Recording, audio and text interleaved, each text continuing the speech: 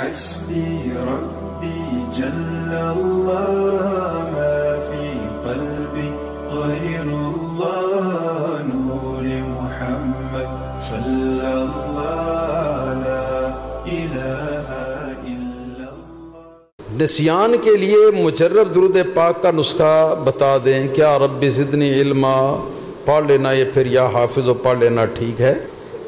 نسیان کے غلبے کو ختم کرنے کے لیے ہمارے مشائخ کا ایک مشہور وظیفہ ہے، اعلیٰ حضرت فاضل بریلوی قدس سر العزیز نے بھی لکھا ہے اپنے فتاوی میں کہ فرض نماز سے آدمی فارغ ہو جائے تو اس وقت آدمی اپنا دایاں ہاتھ سر کے اوپر والے ماتھے کے اوپر جو سر کا حصہ ہے وہاں رکھے اور بائیں ہاتھ کی انگلیوں کی گروں پر آدمی پڑھے یا قویو یا قویو یا قویو یا قویو یا قویو یا قویو یا قویو یا قویو یا قویو یا قویو یا قویو، یہ اللہ پاک کا نام ہے یا قویو۔